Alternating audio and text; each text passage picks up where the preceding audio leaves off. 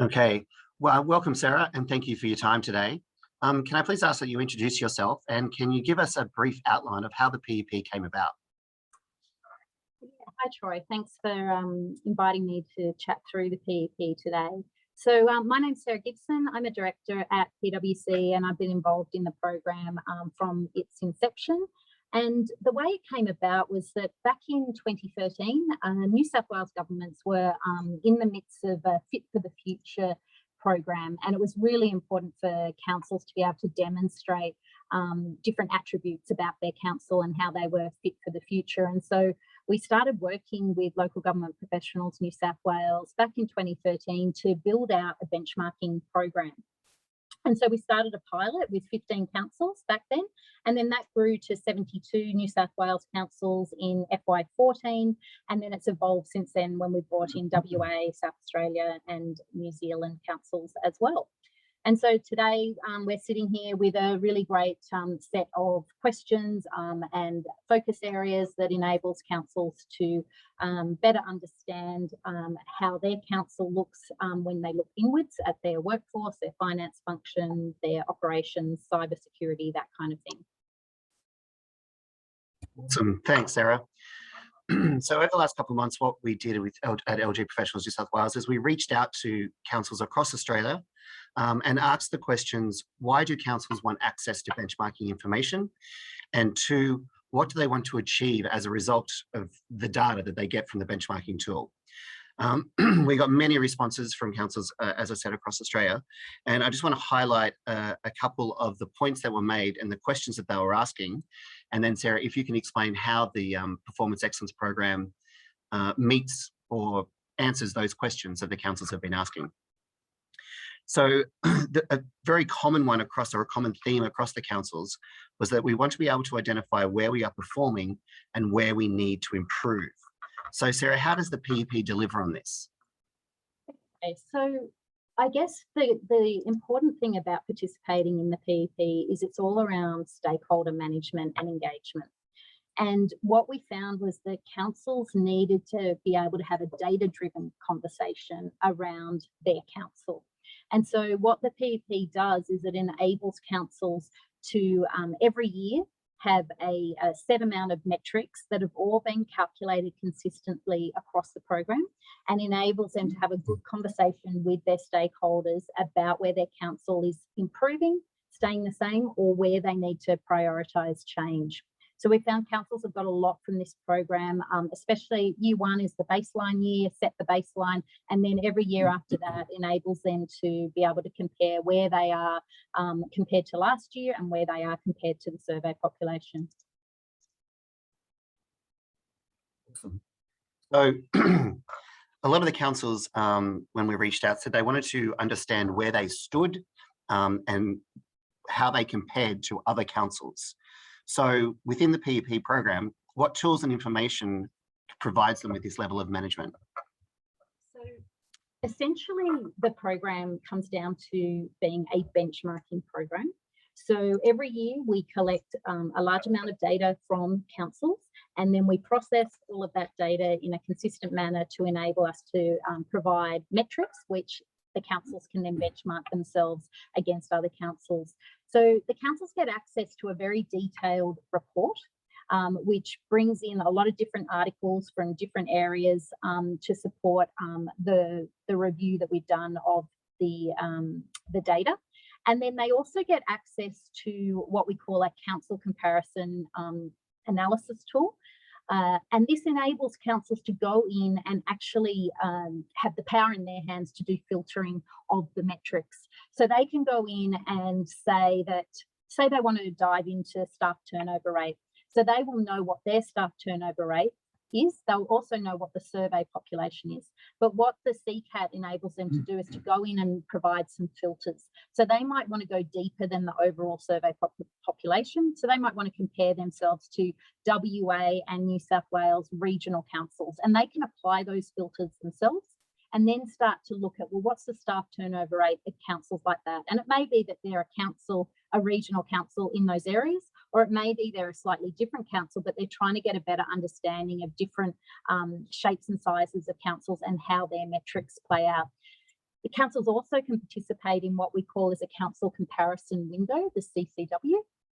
And this enables a group of councils to come together and actively share their results. And so once again, they can log into the PwC online portal and they can see a subset of metrics and how they compare openly to a group of councils. And that enables these councils to work more closely together to drive change, better understand what performance measures need to be put in place and create new initiatives and learn and share from each other.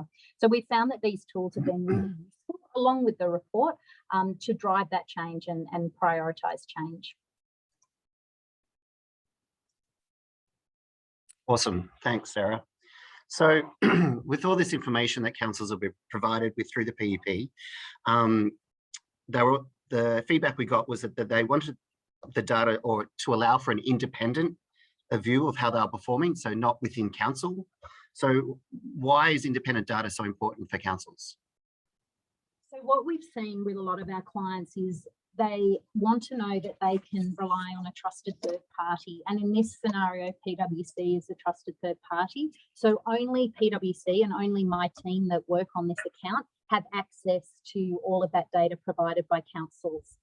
We then will manipulate that data, turn it into meaningful metrics, and then showcase it to the councils. And so only a council sees their report unless they give approval for someone else to see it. And once again, when they go in and look at their charts through the CCAT, in the Interactive Data Explorer tool, only they see their results and all the other results are anonymised, but it gives them a good understanding of where they sit across the array of councils. So we hold that data, we take it very seriously, we hold it in a secure website, and as I said, only the PwC account team actually have access to that. Awesome. So another important factor with benchmarking is learning trends or identifying trends. So how does the PEP show trends over time and in what areas? Yeah, so I remember being at one of the council sessions and a CEO stood up and said, the trend is your friend. And I guess his point was that, you know, without this data, you can't create trends. So as I mentioned before, setting that baseline in year one is really important. And then you can start to develop your trends and start to learn what different initiatives that you're putting in place in your councils, the impact those initiatives are having over time. So what we find is councils really enjoy the workforce analytics piece, and it helps as part of their workforce planning. They're able to monitor, you know, trends such as staff turnover rate, their gender diversity, generation diversity, looking at staff engagement levels, moving into finance function effectiveness, looking at their corporate service areas, cybersecurity, IT priorities, and then deep dive into their service delivery areas and look at the way they resource those areas as well as the spend in those areas.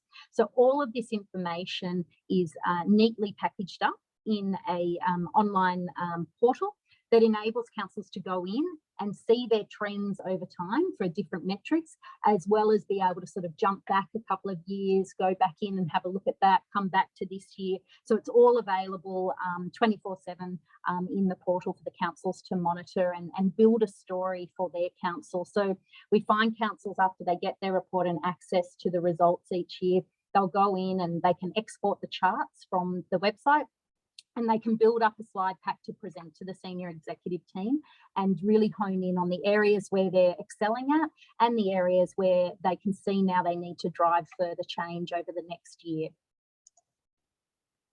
Awesome. I just had a sort of a specific statement made from one of the councils as well, is that they want the benchmarking tool data to provide important data to assist their HR or human resource team to review staff retention strategies and data around an aging workforce. So are you able to sort of explain where those trends are throughout the report? Yeah, so it's a really good point. And I think one thing that was really interesting when we first started with the 72 councils back in FY14 is we learnt more about the shape of the workforce from a generational point of view in the local government sector. So back in FY14, we had almost 50% of the workforce was, of the participating councils were baby boomers. Now, why is that important? Well, it's important to understand the shape of your workforce and what kind of initiatives you need to put in place. How is all that knowledge going to be transferred in the future? What types of transition to retirement policies do you have in place to create that seamless transition? And, you know, we fast forward to today, FY21, these results are about to come out. We see in the participating councils, just 30% of the workforce are baby boomers. So just giving that as an example of highlighting that back in FY14, enabled HR functions to really think about what did they need to do at their councils to enable that seamless transition, because we can jump forward now and see that, you know, that's come down to 30%. And so hopefully some of those initiatives have really paid off as really experienced local government the workforce have moved through those years. One of the other important things has also been the introduction of diversity and inclusion and cybersecurity. And what we're really seeing now is we introduced those areas a couple of years ago. And it's been interesting reviewing the FY21 report and really seeing the focus now on cybersecurity implementation by councils, as well as bringing about a diversity inclusion policy, overall strategy, and then the individual policies that sit under that strategy. So we're always trying to look for new areas that are of more importance as we move through time and introduce those areas into the program. And we're really seeing that pay off. Awesome. Well, that's all the questions that we did have to discuss today. So thank you, Sarah, for your time. It is obviously evident by the information and data that we got from the councils over these questions is that councils do need a benchmarking tool. They need it to show how they're performing, and they obviously have to report to council laws and their community about how the trends and how things are going. So the PEP across the board sounds like it's the perfect tool for councils. And hopefully we can get some more on board in the coming years. Thanks again, Sarah, and I'll speak to you soon. Thanks so much, Troy. Great to be here.